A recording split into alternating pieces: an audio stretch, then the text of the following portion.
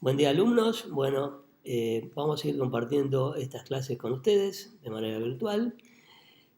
El primer bloque vamos a dirigirlo a estudios contrastados y en este caso en particular vamos a iniciar con estudios que están íntimamente relacionados con una patología o con un grupo de patologías que son estudiadas por una división dentro de gastroenterología que es neurogastroenterología. Hay íntima conexión entre lo que es esta división y los estudios funcionales en el área de diagnóstico por imágenes. Vamos a comenzar con los estudios de videodeglución. Vamos a ir analizando las metodologías, las formas de estudiar, cómo se realizan y después a posteriores, en una segunda parte, hablaremos de las patologías más frecuentes. Bueno, arranquemos con la primera parte de la clase. Importante, que es lo referente a los estudios anatómicos y funcionales del tracto digestivo superior.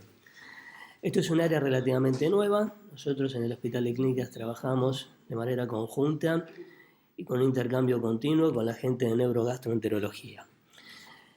Ya iremos viendo la utilidad, la indicación y lo que puede aportarnos desde el punto de vista diagnóstico, proyectándonos en el tratamiento de este tipo de afecciones. En primer lugar, debemos tener en cuenta todos los elementos importantes que uno tiene ahí presente. Medios de bioseguridad, obviamente los guantes plomados, cuando se utiliza la parte de radioscopía, debe emplearse siempre, tenerse presentes los medios de bioseguridad.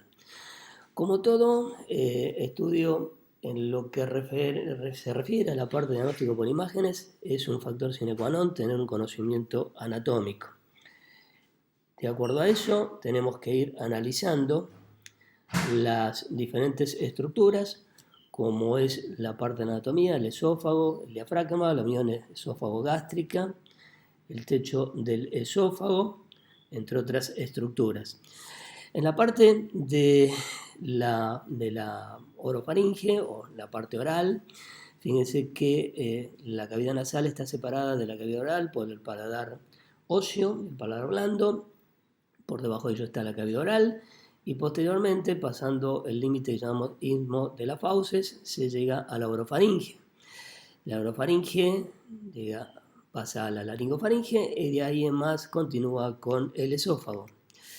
¿Cuál es la videodeglución? ¿Qué es la definición? Ahí lo vemos en la imagen proyectada. Es un estudio dinámico, obviamente, donde permite analizar lo que ocurre realmente mientras el paciente está deglutiendo. Hay distintos tiempos deglutorios y se utilizan diferentes consistencias, comenzando con semisólidos, con sólidos y posteriormente con líquidos. Hay un interrogatorio, hay que evaluar si existe o no enfermedad de base, el motivo de la consulta y los síntomas que presenta el paciente. ¿Cuáles pueden ser esto? Enfermedades de base, neurodegenerativas, pacientes con ACV, pacientes con enfermedades del colágeno, entre otros, como es la esclerodermia, la dermatomiositis, y el motivo de consulta puede estar dado por la imposibilidad y alteraciones en los distintos tiempos deglutorios que posteriormente iremos analizando. Entre ellos puede ser la aspiración, puede ser trastornos en el pasaje de las diferentes consistencias, que son los motivos más frecuentes que acuden a nuestro consultorio. Los estudios previos son importantes, que sirven para evaluar cómo estaba el paciente y cómo va evolucionando de acuerdo a los tratamientos indicados para cada caso en particular. Acá tenemos algunas afecciones, pacientes con enfermedades neurodegenerativas, pacientes con alteraciones morfológicas, como es el labio leporino, pacientes que tienen afecciones locorregionales del sector del piso de la boca, la parte de la laringe, la parte del esófago, pacientes con accidentes cerebrovasculares, pacientes con esclerosis lateral amiotrófica, entre otros trastornos. Los tiempos deglutorios, en la fisiología de la misma, tenemos la etapa voluntaria y la etapa involuntaria. La etapa voluntaria, como el nombre lo indica, está controlada por la persona, es la etapa preparatoria oral y oral propiamente dicha. La preparatoria oral incluye la masticación y la oral propiamente dicha es la propulsión del bolo alimenticio que se forma producto de la masticación, los movimientos linguales y la secreción salival. La propulsión del mismo es por elevación de la lengua que se adhiere al paladar óseo y genera una presión posterior hacia la orofaringe. La etapa involuntaria incluye la faringea y la esofágica. La etapa involuntaria está mediada por mecanismos reflejos, donde tiene una vía aferente, producto de la cantidad de receptores que están ubicados principalmente en la base de la lengua y en el sector faringea, y la vía eferente parten de distintos centros que están involucrados distintos pares radiológicos, el 5, el 7, el 9, el 10, el 11 y el 12. De acuerdo a la alteración, se irán afectando distintos tiempos deglutorios. Acá tenemos un repaso más de la anatomía, que les sugiero que ustedes analicen previamente cada una de estas estructuras, que ya las conocen en las materias anatómicas que estuvieron viendo en los cuatrimestres anteriores o en el actual, y es sumamente importante, reitero, para tener un fundamento y un conocimiento y una preparación necesaria para hacer o realizar todos los métodos de diagnóstico por imágenes. Fisiología de la deglución. La preparatoria oral, como les dije, es la recepción del alimento, la molienda, que es la masticación, y el sellado de los labios. Hay pacientes que tienen disminución de la del tono de los músculos orofaciales, y eso genera la caída por el sulcus lateral, que es a través de los labios, en el sulcus lateral, que es entre la lengua y la mejilla, y eso habla de la hipotonía de los músculos rectero-orofaciales que se pueden ver en los pacientes con ACV o algunas enfermedades neurodegenerativas. Los movimientos rotatorios de la lengua y la mandíbula son los que generan la formación del bolo alimenticio. Entonces, este es uno de la etapa importante donde debe analizarse todas estas posibles alteraciones. En la hora propiamente dicha, como ahí se muestra, fíjense cómo se eleva la lengua y genera una presión positiva del bolo alimenticio, producto de la acción conjunta de la masticación y la insalivación del alimento, que obviamente allí la ausencia de piezas dentales o alteración en la motilidad, ya sea de la lengua o de la arcada dentaria inferior o superior, así como la ausencia de secreción de saliva, como en algunas afecciones, una de ellas es el síndrome de Sjögren, donde hay disminución de la secreción salival, entonces hay alteración en la formación del bolo alimenticio. La presión de la lengua desplaza hacia atrás el bolo alimenticio y eso desencadena el gatillado para el reflejo deglutorio.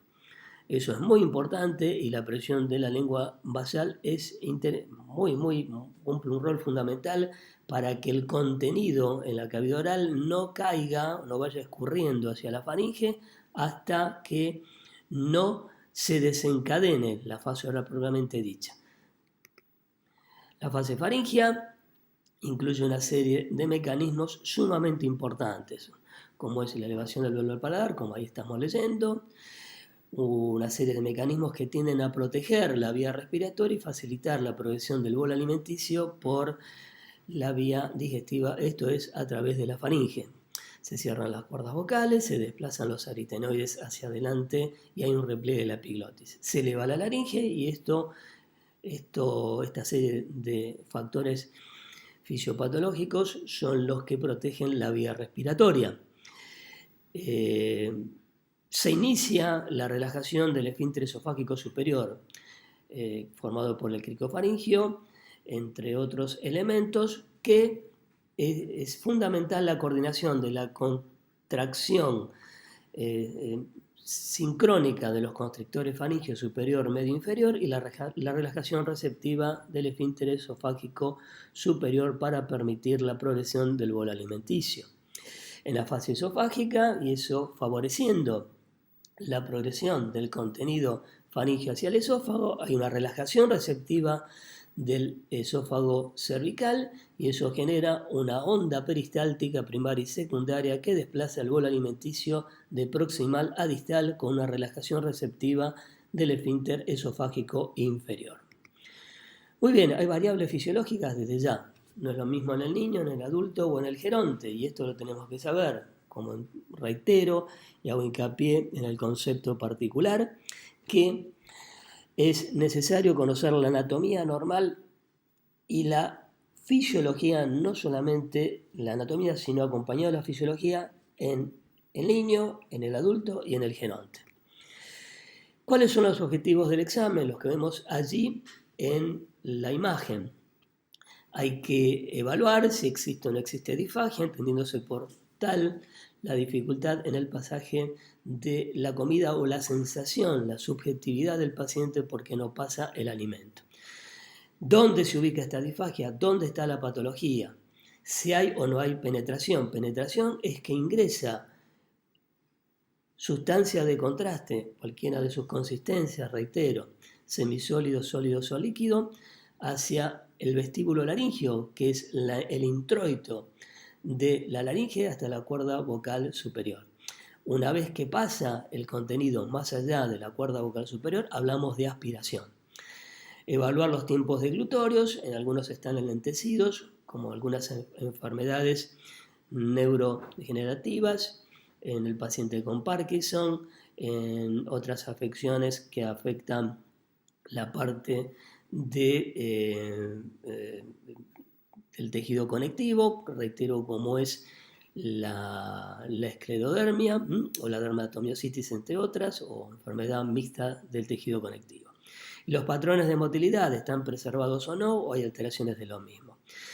Hay técnicas compensatorias con la maniobra de Chin-Down, la maniobra de Mendelssohn, entre otras, para ver de qué manera se puede compensar las alteraciones que nosotros vemos en el paciente. Es importante esto desde ya, porque eso da herramientas para el equipo de salud que interviene en la rehabilitación de este tipo de pacientes. Fonoaudiólogos, kinesiólogos, terapistas que tienen especialidad en la rehabilitación de los problemas deglutorios.